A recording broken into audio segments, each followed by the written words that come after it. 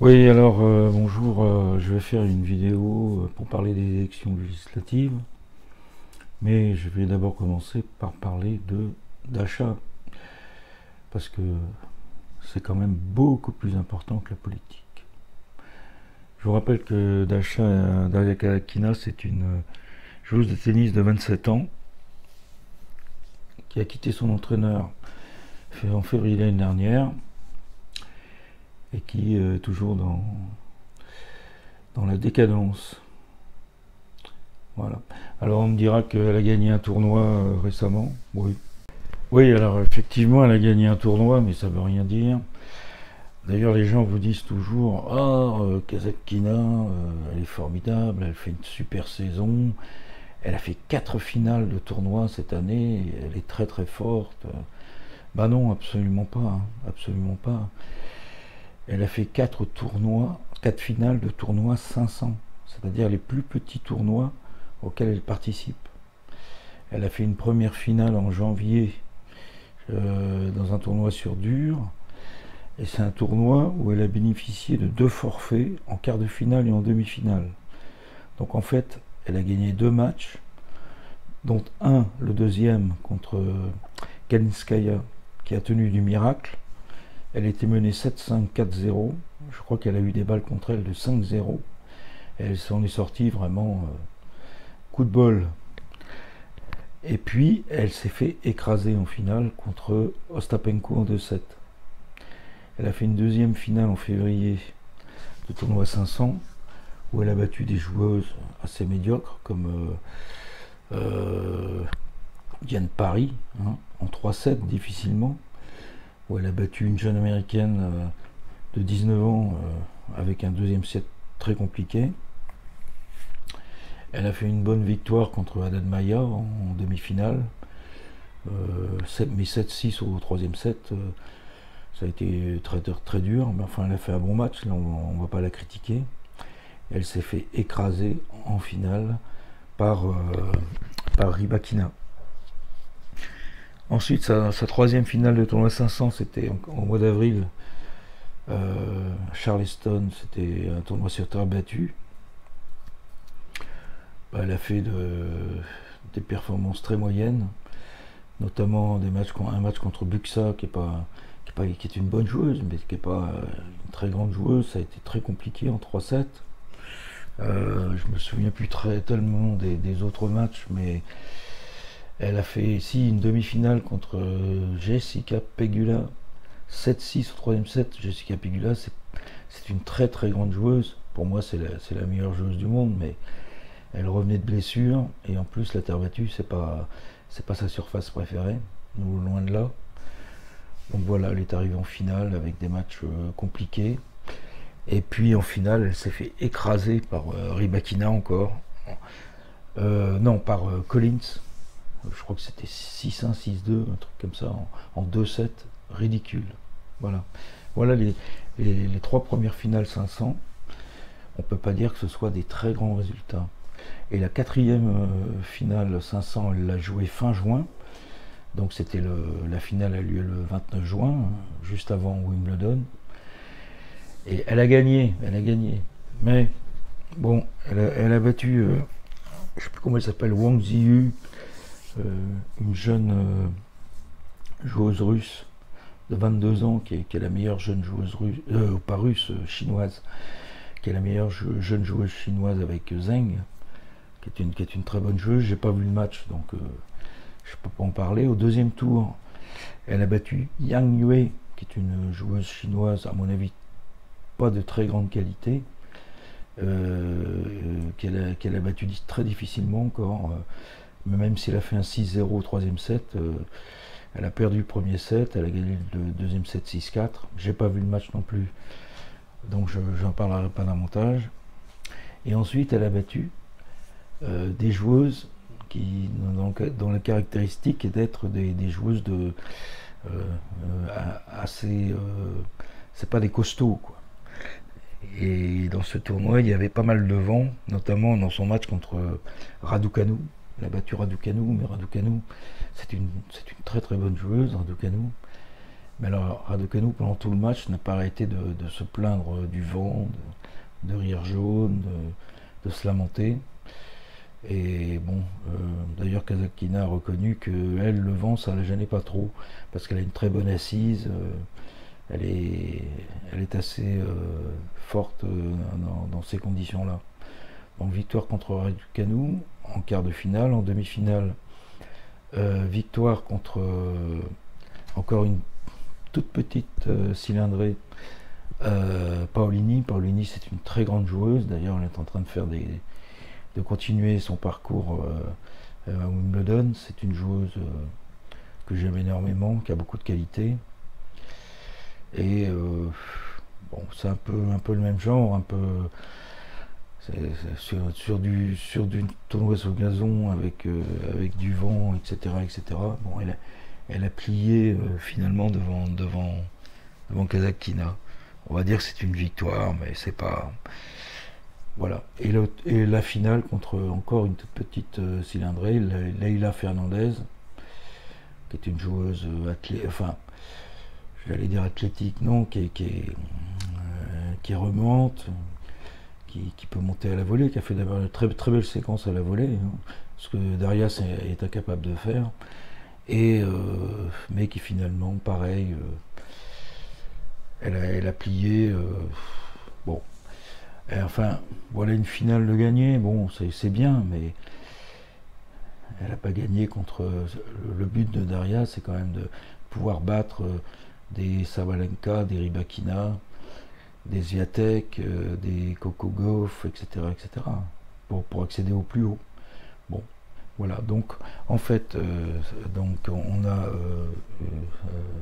Kasatkina qui a fait 3 finales de tournoi 500 et une finale gagnée de tournoi 500. Voilà. Le reste, tournoi 1000, grand chelem, c'est un échec total, mais alors total. Elle a fait 6 tournois 1000 et elle a fait 3 grands chelems. Résultat, 10 victoires, 9 défaites. C'est-à-dire qu'en gros, elle a passé un tour et ensuite elle s'est fait éliminer. Ses résultats dans les gros tournois, qui sont les tournois d'importance, sont nullissimes. Il faut bien le dire, nullissimes. Notamment défaite au deuxième tour en Australie, défaite au deuxième tour à Roland Garros, et là elle vient de se faire battre au troisième tour à Wimbledon. Elle a été battue par Badoza, défaite assez lamentable. Elle n'a pas réussi. Moi d'ailleurs, je ne regarde plus. Moi, quand je vois qu'elle commence à perdre, parce que c'est très compliqué hein, d'adorer une joueuse et de la voir perdre comme ça. J'avoue que c'est très dur. Donc quand je vois qu'elle commence à perdre, bon bah, j'arrête de regarder. De toute façon, je la connais par cœur. Et puis de temps en temps, je regarde le score. Donc là, j'avais remis le score. Après le premier set, j'avais remis le score et j'avais vu qu'elle avait gagné le deuxième set 6-4. Bon, j'ai pas continué à regarder quand même, et puis j'ai vu qu'au deuxième set. Alors après le match, je me suis aperçu qu'elle menait 4-2 au deuxième set, et ensuite elle a perdu les 4 derniers jeux. Et elle a perdu donc 6-4, elle avait perdu le premier set. Je me souviens plus enfin, elle était très mauvaise. Voilà. Donc voilà les résultats en grand chelem. Et les résultats en tournoi 1000, c'est pareil, sinon pire. Des défaites au premier tour contre Bronzetti, défaites contre Pavlyuchenkova au premier tour, des défaites contre Yang Yue, la fameuse chinoise pas très forte, qu'elle a rebattue difficilement. Elle s'est fait battre, mais alors c'était un match absolument lamentable. Je me souviens plus si c'était au deuxième tour d'un tournoi 1000 ou au troisième. Enfin, c'était très mauvais, et beaucoup d'autres défaites comme ça. C'est pas bon du tout. Voilà. Donc on verra par la suite si elle peut s'améliorer. Mais alors, et c'est dommage d'ailleurs ce tournoi de Wimbledon, parce que finalement, si elle avait battu Badoza, elle rencontrait Vekic, elle pouvait gagner aussi. Elle n'avait pas tellement plus. Sabalenka était forfait. Il y a beaucoup du top 10 sont éliminés, hein. Il ne reste plus que Rybakina et Paolini, hein. Swiatek éliminé, Coco Gauff a été éliminé hier. C'est dommage, il y avait quelque chose à faire, mais il faut être capable de battre une joueuse comme Badosa. Bon, elle a été deuxième mondiale, mais elle a eu beaucoup de blessures, elle est pas terrible d'ailleurs, elle s'est fait battre par Vekic. Bon, ben, on va peut-être parler maintenant un peu du jeu de Kasatkina, tel que je le ressens, puisque finalement j'en ai pas parlé jusqu'à présent. Alors Kasatkina, elle a une caractéristique principale, c'est son coup droit lifté décroisé. C'est comme ça que c'est sa marque de fabrique, si vous voulez. Alors malheureusement, elle le fait de moins en moins, et elle le fait de plus en plus mal, je trouve. Alors auparavant, c'était un coup qu'elle pratiquait à la perfection. Ça lui permettait de mettre à distance son adversaire. Elle pouvait le mettre près de la ligne de couloir, près de la ligne de fond. Elle rejetait son adversaire loin, et puis elle pouvait faire ça plusieurs fois et finir le point soit encore avec un coup droit décroisé, soit en frappant en coup droit croisé. Enfin, ça lui donnait vraiment une domination très forte sur ses adversaires. Bon, maintenant, elle est beaucoup moins précise, elle fait des fautes directes, elle le recentre, elle le fait mal, elle vise mal, et puis elle le remplace maintenant, souvent, par un coup droit croisé. Alors elle y met plus de puissance, mais beaucoup moins de précision, puisqu'elle frappe fort, donc le coup est moins précis, il va sortir, faute directe, ou alors elle va s'exposer au contre, parce que quand vous frappez fort, eh ben, ça revient fort. Donc elle frappe fort en coup droit croisé. Elle dégarnit son côté gauche, puisqu'elle est en général le côté droit quand elle frappe comme ça. Et ça revient très fort sur le long de ligne, par exemple. Et puis elle perd le point, ou est en difficulté, elle se met en difficulté. Donc finalement, c'est pas très bon. Alors, ouais, elle fait ça beaucoup sur dur. Hein. Alors, peut-être une explication, ce serait que les joueuses frappent de plus en plus fort aujourd'hui, et que le coup droit décroisé lifté ne suffit plus à déranger l'adversaire, j'en sais rien. C'est ce que Agnieszka Radwańska, qui était une grande joueuse polonaise, qui avait énormément de talent, qui n'avait pas de grande puissance non plus, mais qui savait compenser par un sens tactique et un sens du jeu très, très développé. Donc Agnieszka Radwańska, elle a commencé à décliner, mais alors vraiment décliner. Hein. Elle a commencé à décliner, mais justement à l'âge de 27 ans à peu près. Hein, elle ne gagnait plus un match, elle n'arrivait plus, et puis donc elle avait expliqué que aujourd'hui les joueuses tapaient de plus en plus fort, et elle n'arrivait plus à soutenir les échanges. Alors c'est peut-être ce qui peut arriver à Kasatkina aujourd'hui, j'en sais rien. En fait, oui. Et donc Radwańska avait arrêté sa carrière à 29 ans, elle n'avait plus de résultats. C'est peut-être ce qui va arriver à Dasha, on ne sait pas. D'ailleurs, Radwańska, elle a arrêté sa carrière à peu près quand Swiatek a commencé. C'est assez triste, hein, de se dire qu'une joueuse aussi talentueuse, aussi géniale que Radwańska n'a jamais gagné un grand chelem. Elle a fait une finale. Elle a gagné énormément de tournois, Radwańska, mais plutôt des tournois 1000, des tournois 500. Et elle a fait qu'une finale de grand chelem, alors que Swiatek, sa compatriote, à tout juste 20 ans, je crois, elle gagnait son premier grand chelem. Alors que Swiatek, c'est une joueuse très inintéressante, que je trouve sans vrai talent. Bon, enfin, c'est les mystères du tennis. Mais enfin bon, que Radwańska est assez amie, je crois, avec Swiatek. Elle n'est pas rancunière, on va dire. Bon, alors sinon, le revers de Kasatkina. Le revers de Kasatkina, eh ben, il est bon, hein, il est bon. Elle a un revers de relance croisé qui est remarquable, hein, il faut le dire, même si c'est un coup que toutes les joueuses professionnelles savent faire souvent parfaitement. Hein. Bon, elle le fait vraiment bien. Quelquefois, elle est incapable justement sur des frappes puissantes de pouvoir totalement le contrôler. Quelquefois, elle s'abstient de le faire, alors que Elle veut pas faire l'effort, je crois. Donc elle va relancer en balle slicée, ce qui est beaucoup moins intéressant. Quelquefois c'est obligé, c'est obligatoire. Mais je pense que quelquefois elle se refuse à le faire. Ce qui est dommage. Voilà. Donc voilà, elle a un très bon revers. Mais c'est pas suffisant. C'est une arme nécessaire, qu'elle pratique très bien, mais qui n'est pas suffisante. Voilà. Donc ça c'est son revers. Qu'est-ce qu'on peut dire d'autre? Oui, alors elle est capable aussi, avec le revers, comme avec le coup droit d'ailleurs, de mettre des points assez exceptionnels, un peu. On a presque l'impression que c'est de la chance, mais comme ça arrive assez souvent, c'est difficile de parler de chance, d'envoyer un revers un peu partout, à l'intersection des deux lignes de fond de cours par exemple, ou sur la ligne de fond. Hein, ça part, elle peut faire des points gagnants comme ça. Il n'y a pas beaucoup de joueuses ça, qui peuvent le faire, je crois. Elle le fait. Elle peut le faire aussi en coup droit parfois, avec des balles à plat croisées qui fonctionnent.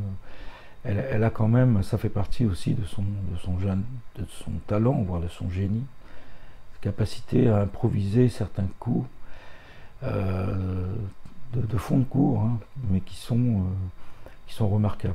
Hein, voilà. Alors ensuite, on peut parler de son jeu au filet, mais alors son jeu au filet, il n'est pas bon. Hein. On sent qu'elle n'aime pas ça, elle déteste. Elle n'aime pas le filet. Elle ne monte jamais au filet. Alors, elle y monte simplement quand son adversaire fait une balle trop courte et qu'il faut s'avancer. Mais sinon, elle ne fait pas d'attaque suivie d'une montée au filet. Ça elle ne connaît pas et c'est dommage parce qu'elle pourrait en faire au moins de temps en temps. Et non. Et quand elle est au filet, alors là, elle n'est pas très habile. Hein. C'est plutôt une manière de se débarrasser de la balle. Elle n'a pas, je trouve, beaucoup de réflexion au niveau de ce qu'elle pourrait faire. Prenez une joueuse comme Alizé Cornet. Alizé Cornet était très forte hein, dans ses... Elle savait très bien quand elle jouait près du filet ce qu'elle devait faire, si elle devait jouer à gauche, à droite. Elle sentait bien la situation. Si elle devait lober, si elle devait mettre une amortie, si elle devait faire une contre-amortie. Et ça, Kasatkina n'est pas très, très douée. Hein. Mais je me souviens d'un point qu'elle avait joué, c'était au Masters contre Garcia. C'était un point très important dans le tie-break du 3e set. Et elle est arrivée près du filet. Qu'est-ce qu'elle a fait? Elle a tendu la raquette pour refaire passer la balle au-dessus du filet. Et elle a mis la balle dans le couloir. Quoi. Elle n'a même pas regardé où allait la balle. Elle a tout de suite senti qu'elle avait fait n'importe quoi. Et elle a fait demi-tour. Ben voilà, elle fait souvent des fautes comme ça. Ben voilà, c'est des points de perdus. C'est très important. C'est des petites choses, mais c'est très très important. Voilà, ça c'était le jeu au filet. Alors son service, son service, on a l'habitude de dire que c'est son point faible. Oui et non. Hein. Quand elle sert pas mal en première balle. Hein. C'est pas mauvais, moi je trouve. C'est peut-être amélioré de ce côté-là. Et comme elle passe en général, pas toujours, mais beaucoup de premières balles de service, hein, elle peut faire 70% voire plus hein, de première balle. Très important pour elle de passer sa première parce qu'effectivement, sa deuxième balle est pas bonne. Hein, enfin, en tout cas, elle est plus faible et là, elle peut se prendre des retours. Quelquefois, elle fait même des services catastrophiques. Hein, mais ça peut arriver à toutes les joueuses, mais elle, c'est assez... ça se remarque, hein, c'est assez étonnant. Alors, elle peut faire une première balle à 1 mètre du carré de service, une deuxième balle pareille, ou dans le filet, elle peut faire beaucoup de doubles fautes sur un jeu. Enfin, quelquefois, il y a des moments où elle perd complètement son service. Mais en général, ça dure pas longtemps, ça va durer un jeu, et après, ça va repartir. Donc, globalement, pour moi, c'est pas ça le gros problème de Kasatkina, ça n'est plus, je pense, son service. Hein, à mon avis, elle l'a amélioré. Voilà. Et puis, qu'est-ce qu'il y a d'autre? Le jeu au filet. Ah, le retour de service. le retour de service, je trouve qu'il n'est pas terrible, hein. Pourtant, Daria arrive à beaucoup breaker ses adversaires. En général, on dit qu'elle se fait breaker beaucoup et qu'elle break beaucoup, c'est vrai, hein, c'est vrai. C'est pour ça que je dis que moi, pour qu'elle gagne un set, il faut qu'elle prenne au moins 3 fois le service de son adversaire. Ou alors on peut dire que pour elle, un break, c'est gagner son service. Parce que c'est vrai qu'elle prend facilement le service de ses adversaires. Mais je pense que c'est plus une question de disposition du terrain que de qualité de retour de service. C'est-à-dire qu'elle est beaucoup mieux dans son jeu quand elle retourne que quand elle sert. Parce que quand elle sert, elle se retrouve dans une position décalée, après un geste qui ne correspond pas bien elle retombe et elle doit repartir. Donc c'est pas une position qu'elle aime. Elle aime bien être bien campée sur ses jambes et attendre la balle et puis la renvoyer. Donc je pense qu'elle est beaucoup plus à l'aise en retour, parce qu'en retour, elle est à l'aise sur des joueuses qui ne sont pas des très grandes serveuses. Contre les très grandes serveuses, elle est mauvaise en retour. Mais contre des joueuses au service moyen, elle arrive, en dictant le jeu, à placer un retour de service qui ne sera pas gagnant, mais qui lui permettra de développer ensuite son jeu, de prendre le point à sa main. Voilà. Mais bon, sur les bons retours, elle est pas bonne, hein. Elle va tendre la raquette, ou alors elle va faire des coups droits chopés, bon, quand elle est précise, ça peut avoir une utilité. Elle peut placer la balle très loin, près de la ligne de fond de cours, et empêcher son adversaire de tirer profit du service. Mais est-ce qu'elle est toujours précise? Malheureusement non. Est-ce qu'elle est réactive sur les services? Je ne trouve pas tellement. Une serveuse qui sert bien, elle va faire ce qu'elle peut, hein, mais elle va renvoyer la balle au-dessus du court, ça c'est sûr. Pas toujours, enfin, sauf quand la balle est vraiment... Mais sinon, elle va renvoyer la balle au bout du court, mais c'est pas en tendant la raquette, d'un côté comme de l'autre, que ça... En général, elle perd le point, hein. C'est comme ça. Enfin, voilà un peu le jeu de Dasha, hein, qui est un jeu où elle sait jouer, elle sait très très bien jouer quand elle reçoit des balles qui lui conviennent. Là, elle sait très bien en tirer profit, elle a un très bon sens tactique, mais dans tous les cas où elle est bousculée, où il lui arrive une balle bizarre, je sais pas, une balle qui touche le filet, ça va être compliqué pour elle. Voilà. Bon, enfin. Alors, il y a eu un article dans l'équipe que j'ai pas lu parce qu'il faut être abonné, mais j'ai vu le chapeau, qui expliquait que Dasha, c'était avant Wimbledon ou après le premier tour, qui expliquait que Dasha, elle était maintenant armée pour aller chercher les grands titres. Parce qu'elle avait trouvé une forme de sérénité, enfin, etc., etc. Ça me fait rigoler, moi. Ça me fait rigoler. Je vous ai dit, depuis le début de l'année, 6 tournois 1000, 3 grands chelems, et que des défaites au premier, deuxième ou troisième tour. Dis donc, je préfère en 2022 où il a fait demi-finale à Rome et demi-finale à Roland-Garros. Non, je pense pas. Je pense qu'elle n'est plus armée pour aller chercher les meilleurs. Elle n'est plus armée pour ça. Enfin voilà, on verra la suite, mais bon, vous voyez que ça continue très mal. Voilà, donc maintenant, on va parler des élections législatives, puisque tout le monde en parle.